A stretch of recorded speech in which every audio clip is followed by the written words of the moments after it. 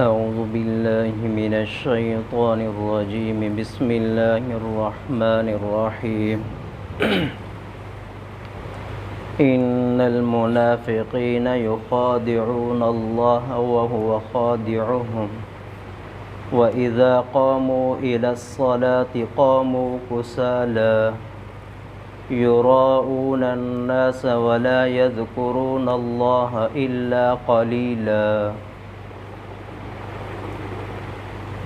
ان بے شک منافقین منافق لوگ یخادعون دھوکہ دیتے ہیں اللہ کو، بے شک منافق لوگ دھوکہ دیتے ہیں اللہ کو، وَهُوَ اور وہ خادع دھوکے کا بدلہ دے گا ہم انہیں، اور وہ دھوکے کا بدلہ دے گا انہیں۔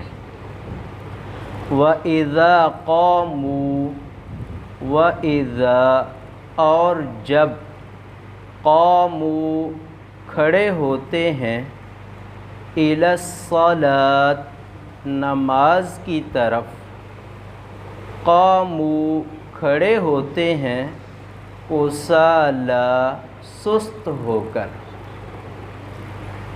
یراؤون دکھلاوا کرتے ہیں ناس لوگوں کا، ولا یذکرون اور نہیں یذکرون یاد کرتے اللہ کو، الا مگر قلیلا تھوڑا سا، مذبذبین بین ذلک لا الہ ہؤلاء ولا الہ ہؤلاء ومن یضلل اللہ فلن تجد له سبیلا۔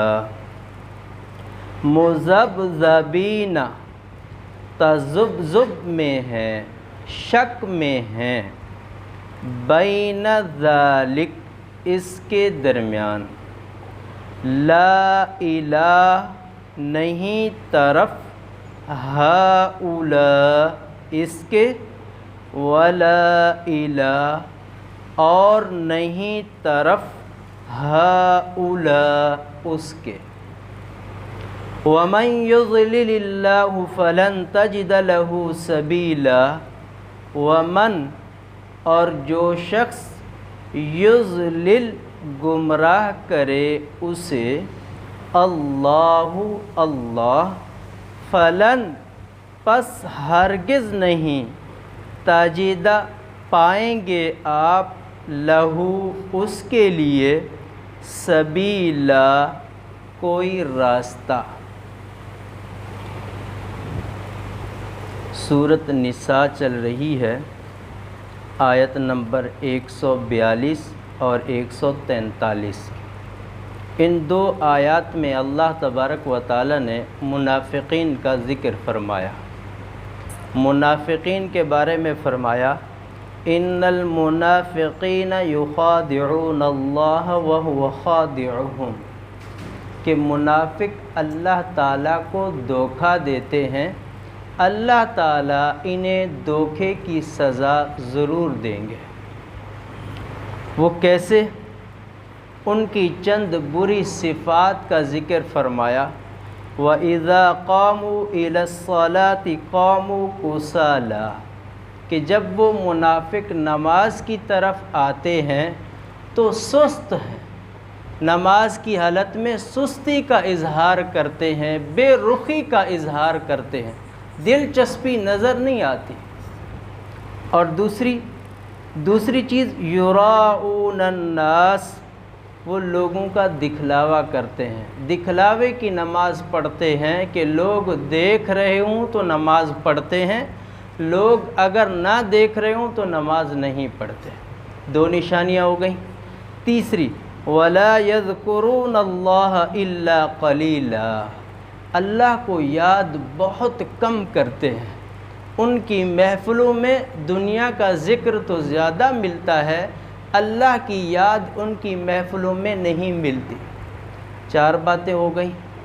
5ویں بات، مذبذبین بین ذالک لا الہ ہؤلاء ولا الہ ہؤلاء، یہ تذبذب کا شکار ہے، شک میں ہے کہ کبھی اسلام کی طرف اپنی رغبت کا اظہار کرتے ہیں اور کبھی کفر کی طرف، جہاں انہیں مفاد نظر آتا ہے اس طرف چل پڑتے ہیں، تو یہ تذبذب کے شکار ہے۔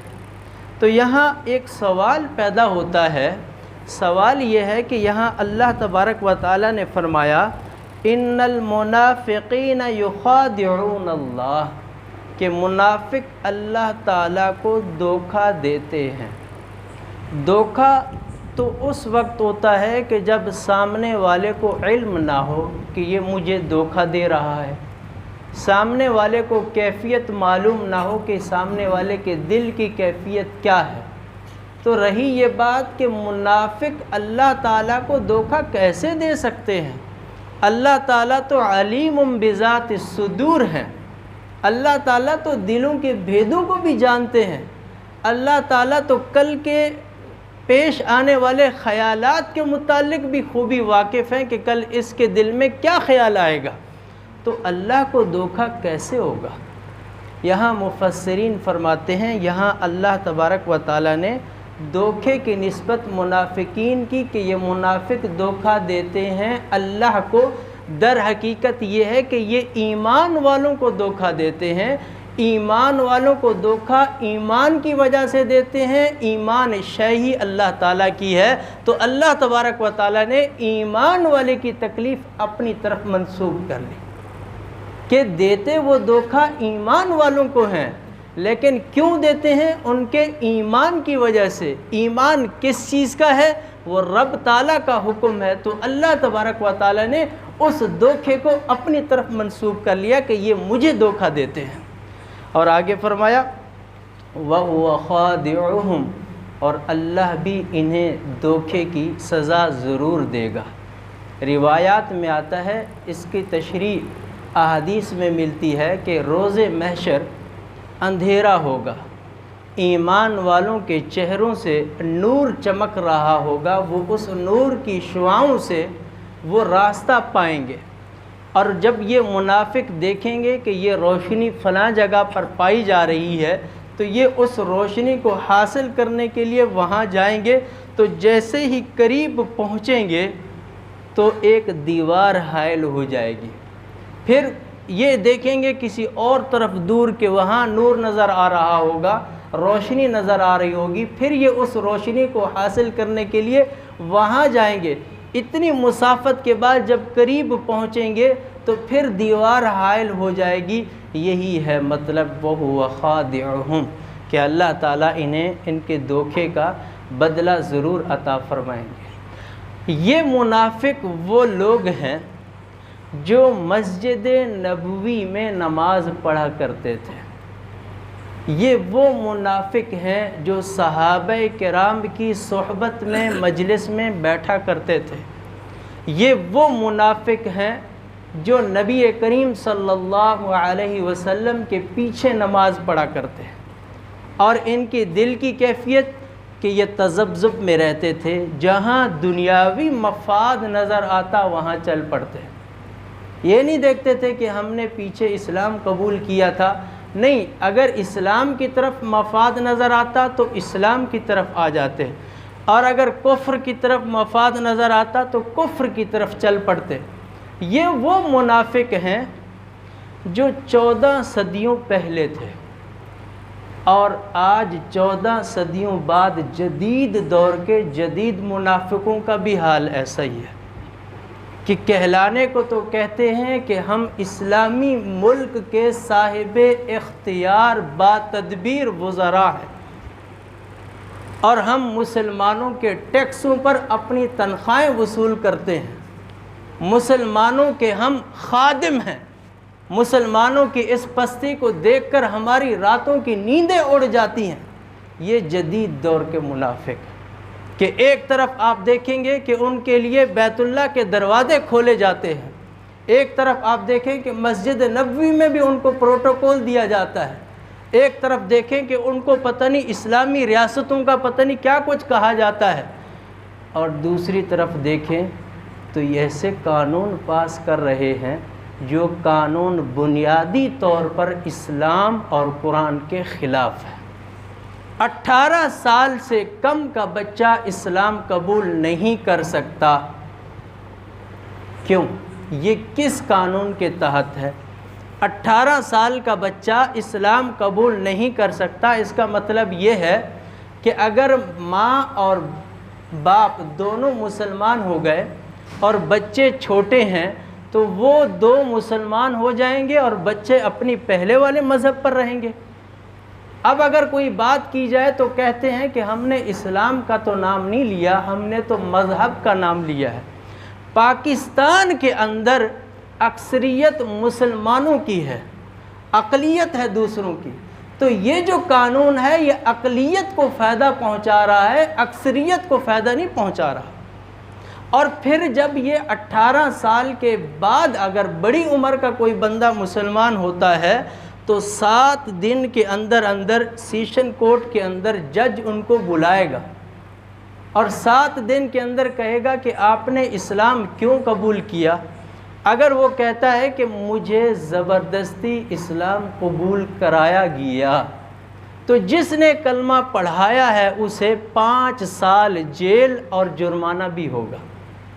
اور اگر وہ کہتا ہے کہ نہیں میں نے اپنی خوشی سے اسلام قبول کیا ہے، پھر بھی یہ ریاست اس کہے گی، ابھی یہ بل پاس نہیں ہوا نہیں ہے لیکن اس مراحل میں گزر رہا ہے، پھر بھی ریاست کہے گی کہ نہیں آپ کو 3 مہینے کا ٹائم دیا جا رہا ہے، آپ ادیان پر ریسرچ کریں، آپ ادیان کا مطالعہ کریں، 3 مہینے کے بعد پھر اس کا انٹرویو ہوگا۔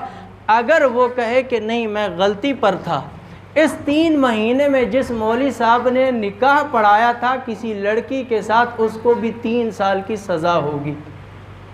اور اگر وہ 3 مہینے کے بعد اگر کہے کہ نہیں میں اپنے دل سے مسلمان ہوا تو پھر اس کا اسلام قبول ہے، پھر اس کو اسلام کی سرٹیفکیٹ دیا جائے گا۔